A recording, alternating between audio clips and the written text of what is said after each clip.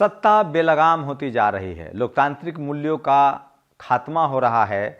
जो जहां सत्ता में है वहां अपनी शर्तों पर सरकार चलाना चाहता है। सोचिए, यूपी में स्वामी प्रसाद मौर्य के एक बहुत ही करीबी दिलीप मौर्य पर जानलेवा हमला होता है। पश्चिम बंगाल के में अभी खबरें चल रही है, जहां टीवी, अखबार और सारे रिपोर्टर जा रहे हैं। वो बता रहे हैं कि किस तरह से वहां खासकर शेड्यूल कास्ट महिलाओं के साथ रेप की घटनाएं सामने आई हैं और वो एफआईआर दर्ज कराती हैं, कोई कार्रवाई नहीं हो रही है और जो आरोपी है वो फरार है। और पश्चिम बंगाल की सरकार इसको बीजेपी वर्सेस बंगाल सरकार बना रही है। लेकिन एक बात जो सबसे खास है कि अगर आप गैर बीजेपी शासित राज्यों में धरना प्रदर्शन कर सकते हैं, बीजेपी के जो नेता हैं वो विपक्ष की भूमिका में हैं। मैं फिर कह रहा हूं, भारत में अगर विपक्ष हो तो बीजेपी जैसा। पश्चिम बंगाल में जिस तरह से महिलाओं के साथ दुर्व्यवहार की खबरें सामने आ रही है, जिस तरह से वहाँ बीजेपी के जो प्रदेश अध्यक्ष हैं उन पर डंडा लगा, वो जिस तरह से राजनीति कर रहे हैं, महिला आयोग जिस तरह से वहाँ पहुँची है, अच्छी बात है। विपक्ष को राजनीति करना चाहिए, सत्ता से सवाल पूछा जाना चाहिए। लेकिन ये सब पत्रकार वहाँ जा रहे हैं, दिन भर टीवी, अखबार उस घटना को चला रहे हैं, रिपोर्टिंग कर रहे हैं, ये भी अच्छी बात है। लेकिन सोचिए, वही तमाम मीडिया को सांप सूंघ जाता है जब घटना यूपी की हो, बीजेपी शासित राज्यों की हो। लेकिन नेशनल दस्तक की कोशिश है कि जहां अत्याचार, जहां अन्याय, वहां नेशनल दस्तक। तो आज की सबसे बड़ी खबरों में से है, एक बार फिर से मायावती जी ने बड़ा हमला बोला है। उन्होंने कहा है कि ममता बनर्जी की सरकार को न्याय करना चाहिए, संविधान के रास्ते पर चलकर सरकार चलानी चाहिए। वही ममता बनर्जी का कहना है कि आरएसएस का वो जो पूरा इलाका है वो आरएसएस का इलाका है और वहाँ पर आरएसएस कोशिश कर रही है कि यहाँ पर दंगा फैलाया जाए और मैं ऐसा होने नहीं दूंगी, सब पर सख्ती से कार्रवाई होगी। लेकिन बीजेपी की वहाँ की जो यूनिट है, जो बंगाल बीजेपी है, वो कोर्ट गई है, हाई कोर्ट गई है। उनका कहना है कि धारा 144 गैर कानूनी है, अवैध है, उसको हटाया जाए। बीजेपी के नेता वहाँ जाना चाहते हैं, पीड़ितों से मिलना चाहते हैं। गवर्नर गए थे, उसके बाद एक फैक्ट फाइंडिंग कमेटी केंद्र के सांसदों को वहाँ भेजा जा रहा है। तो बीजेपी विपक्ष की भूमिका में ताकतवर तरीके से वहाँ प्रदर्शन कर रही है, पीड़ितों के साथ खड़ी है। जो रिपोर्ट्स आ रही है, तमाम लोग इस पर एक कॉन्स्पिरेसी मॉडल भी कह रहे हैं। लेकिन सवाल है कि अगर आरोप लग रहा है तो जांच हो। पश्चिम बंगाल को लेकर एक दो चीज़ें साफ है। जब तक लेफ्ट की लंबे समय तक सरकार थी, एक बात तय है कि वहाँ सरकार समर्थित लोगों का दबदबा रहता है, वहाँ उसके इशारे पर पत्ता नहीं हिल सकता। और इस देश में सरकारें आते जाते रहती हैं, लेकिन जब भी सवर्ण लीडरशिप वाली पार्टियों की सरकार होती है, खासकर कांग्रेस हो, बीजेपी हो, ममता हो, नवीन पटनायक हो या आम आदमी पार्टी ही क्यों ना हो, जो सवर्ण लीडरशिप वाली पार्टियों की सरकार है, वहाँ सबसे ज़्यादा मार दलितों पर, आदिवासियों पर, पिछड़ों पर और किसानों पर होती है। ये मैं सिर्फ इसलिए नहीं कह रहा हूँ, मेरे पास फैक्ट फाइंडिंग है, डेटा है। आप एनसीआरबी के आंकड़े दिखाइए, इस देश में आज भी दलित समाज पर सबसे ज़्यादा अत्याचार होते हैं, दलित महिलाओं पर अत्याचार होते हैं और पश्चिम बंगाल में ही हो रहा है। लेफ्ट की जब सरकारें थी तो भी वहाँ राशन का कार्ड बनवाना हो, चाहे आपको टॉयलेट्स बनवाना हो, सरकारी सुविधाओं का लाभ लेना हो, आपको पार्टी से जुड़ कर रहना होगा। ममता बनर्जी की सरकार में भी लगभग लबोलुआब यही स्थिति है। और 2 आरोपी में 3 आरोपी हैं, जिसमें एक मुस्लिम है, 2 गैर मुस्लिम है। एक आरोपी की गिरफ्तारी हुई है, 2 आरोपी अभी फरार हैं। लेकिन सवाल है कि इसका प्रॉपर जांच हो। मीडिया जिस तरह से रिपोर्ट कर रही है, सोचिए, बंगाल में मीडिया पहुंच रही है, टीवी, अखबार खबर दिखा रहे हैं, सारे एंकर चैनल से निकलकर वहां जा रहे हैं। लेकिन मेरा सवाल है कि ये अच्छी बात है जो वहां रिपोर्टिंग हो रही है, लेकिन सवाल यह है कि यही रिपोर्टर्स यूपी नहीं जा पाते हैं, मणिपुर क्यों नहीं जाते हैं? इसका मतलब है कि टीवी, अखबार बीजेपी के साथ है। लेकिन आज के दौर में सोशल मीडिया का बहुत इंपैक्ट है। सोशल मीडिया से जिस तरह से रिपोर्टिंग हो रही है, 2-3 दिनों से जो लोग किसान आंदोलन की खबरें ट्वीट कर रहे थे, जो वीडियोस लगा रहे थे, उनके लगातार अकाउंट सस्पेंड हो रहे हैं। उसमें हंसराज मीना का अकाउंट सस्पेंड हुआ है, उसके बाद ट्राइबल आर्मी का अकाउंट सस्पेंड हुआ है, जो दलित पिछड़े आदिवासियों की खबर को लगातार ट्वीट कर रहे थे। विनोद कापरी को भी ये थ्रेट किया गया है, कहा गया है कि आपका ट्विटर हैंडल बंद किया जाएगा। श्याम मीरा सिंह का ट्विटर हैंडल कहा जा रहा है कि बंद किया जाएगा। और उसमें बाकायदा जो एक्स है वो मैसेज कर रहा है कि भारत सरकार कह रहा है कि आपका ट्विटर हैंडल बंद किया जाए।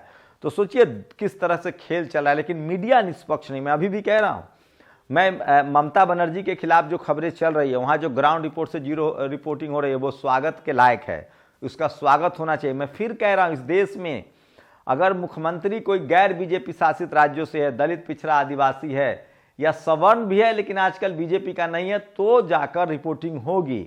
नवीन पटनायक के खिलाफ भी रिपोर्टिंग हो सकती है, ममता बनर्जी के खिलाफ रिपोर्टिंग हो सकती है, लेकिन बीजेपी शासित राज्यों में रिपोर्टिंग नहीं हो रही है। ये भी चिंता का विषय वहाँ भी होना चाहिए। सोचिए किसान आंदोलन को लेकर किस तरह से पूरे हरियाणा में बैरिकेड किया गया है। किसान आंदोलन को लेकर कंक्रीट की दीवार बना दी गई है सड़कों पर, हाईवे जाम है, उसके बाद भी वहाँ रिपोर्टिंग नहीं हो रही है। ये कहीं ना कहीं शक पैदा करता है कि क्या सचमुच सरकार के इशारे पर मीडिया चल रही है। मैं फिर कह रहा हूँ, मीडिया में दो चीज़ें हैं।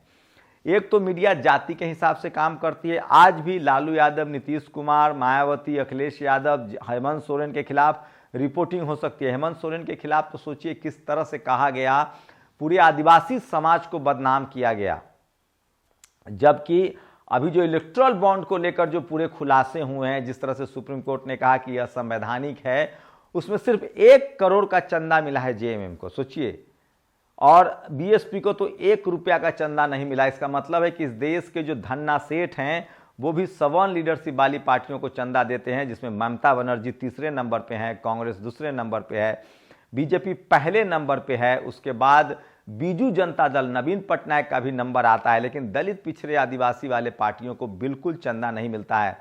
तो पश्चिम बंगाल में जो खबरें दिखाई जा रही, इसका मतलब है कि मीडिया मैनिपुलेशन कर रहा है। जिस तरह की रिपोर्टिंग हो रही है धमाकेदार तरीके से, इसका मतलब सब कुछ स्पॉन्सर्ड है। लेकिन ममता बनर्जी का जो सत्ता है वो दूध का धुला हुआ नहीं है, वो भी पुलिस का लगातार इस्तेमाल करती रही है, उनके खिलाफ बात करने वालों की गिरफ्तारी होती रही है। तो सोचिए 2024 आते आते लोकतंत्र कमजोर पड़ रहा है, क्या संवैधानिक संस्थाएं कमजोर पड़ रही है, और क्या अधिकार जो आम मतदाता हैं उनके अधिकार छीने जा रहे हैं। और कहीं ना कहीं इसके लिए हम सब आम मतदाता जिम्मेदार हैं। हम जातियों में पहले से बटे हुए थे, ये जाति में बटा हुआ देश है।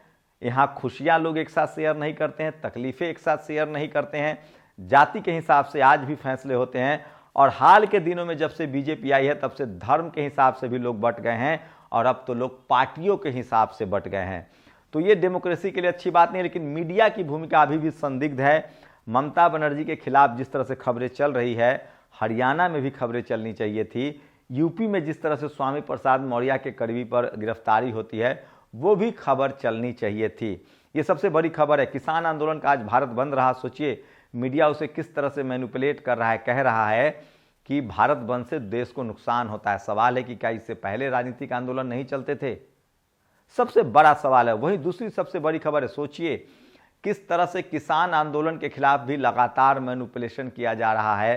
तरह तरह की तस्वीरें आ रही है, किसानों पर अत्याचार हो रहा है। 3 किसानों की आंखें खराब हो गई हैं, ये खुद पंजाब के हेल्थ मिनिस्ट्री का बयान है। एक किसान, बुजुर्ग किसान की मौत हुई है बॉर्डर पर, शंभू बॉर्डर पर।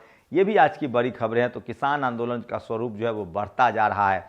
वहीं इलेक्ट्रल बॉन्ड को लेकर कोई भी टेलीविजन अखबार इसको लेकर बहस नहीं कर रहा है, कोई चर्चा नहीं हो रही है, कोई बातचीत नहीं हो रही है। मैं फिर कह रहा हूँ, इलेक्ट्रल बॉन्ड एक बड़ा मुद्दा है। सोचिए इस देश में किस तरह से दलित, पिछड़े, आदिवासियों के लिए राजनीति मुश्किल हो गया। जब इस देश में दलित, पिछड़े, आदिवासी राजनीति में आने लगे तो अफवाह फैलाया गया कि इस देश में राजनीति का अपराधीकरण होता है, जबकि राजनीति का पैसाकरण हो रहा था। इस देश में आज भी यूपी, बिहार, झारखंड, जहां सोशल जस्टिस की लड़ाई है, मनुवादी मीडिया कहती है कि वहां जाति पर वोटिंग होता है, जबकि वहां न्याय के लिए वोटिंग होता है, सोशल जस्टिस की वोटिंग होती है। SC, ST, OBC के लोग, किसान एकजुट होकर वोटिंग करते हैं। तो ये तमाम बड़ी खबरें हैं जो सोशल मीडिया पर चल रहा है। लेकिन सोशल मीडिया के जिस तरह से ट्विटर हैंडल सस्पेंड किए जा रहे हैं, वो सरकार को शक के सवालों में घेरे में करता है।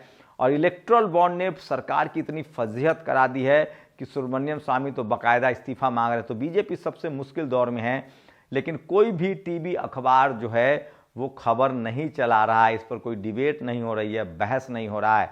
ममता बनर्जी को सारे टेलीविजन अखबार घेर रहे हैं, घेरना भी चाहिए, सच है, क्योंकि ममता बनर्जी भी डेमोक्रेटिक तरीके से सरकार नहीं चला रही हैं, वहाँ भी आलोचना पर पाबंदी है। तो सोचिए क्या ये बढ़िया ट्रेंड है कि जो जहाँ सत्ता में है वहाँ विपक्ष को सर पर लाठी मारे, आम आदमी जो उसके सरकार से सवाल पूछे उनको गिरफ्तार कर लिया जाए। अगर यही ट्रेंड रहा और इसके खिलाफ भारत के लोग खड़े नहीं हुए, अपने संवैधानिक अधिकार बचाने के लिए खड़े नहीं हुए, तो कल हालात और बुरे होंगे। शुरुआत कहां से हुई थी वो भी आपको समझना पड़ेगा। पत्रकारों पर एफआईआर दर्ज करना, उनको जेल में डालना, जो जनता में से कोई सवाल पूछे कार्टून बनाए उसको जेल में डाला। ममता बनर्जी ने तो बाकायदा खुद भी वो पेंटिंग बनाती हैं, उन पर एक कार्टून बनाने वाले को जेल में डाल दिया गया था। तो ये जो डर का माहौल बनाया जा रहा है ये बहुत ही खतरनाक है और डेमोक्रेटिक कंट्री में इसके लिए कोई जगह नहीं है। लोकतांत्रिक देश में संवैधानिक तरीके से सबके बात कहने का अधिकार सुरक्षित होना चाहिए। लेकिन कहीं ना कहीं अगर आज डेमोक्रेसी खतरे में है, लोकतंत्र खतरे में है और सरकारें मनमानी कर रही है कोई भी सरकार, तो उसके लिए सबसे बड़ी जिम्मेदार टीवी अखबार है, क्योंकि उसने अपनी रिस्पॉन्सिबिलिटी छोड़ दी है और सबसे ज़्यादा राजनीतिकरण टीवी अखबार का हुआ है। और इस देश का टीवी अखबार दलित, पिछड़े, आदिवासी, किसानों के खिलाफ है और अब उन सवर्ण जनता के भी खिलाफ है, उन सवर्ण नेताओं के खिलाफ भी है जो बीजेपी के साथ नहीं है। आप लोग अपनी प्रतिक्रिया जरूर दीजिए। शुक्रिया। नेशनल दस्तक की आपसे गुजारिश है कि अगर इसको बचाना चाहते हैं तो नेशनल दस्तक को सब्सक्राइब करने के लिए रेड कलर के सब्सक्राइब बटन को दबाएं, फिर बेल आइकन की घंटी दबाएं। नेशनल दस्तक को बचाने के लिए बहुत जरूरी है कि हर खबर को शेयर करें, लाइक करें, कमेंट जरूर करें।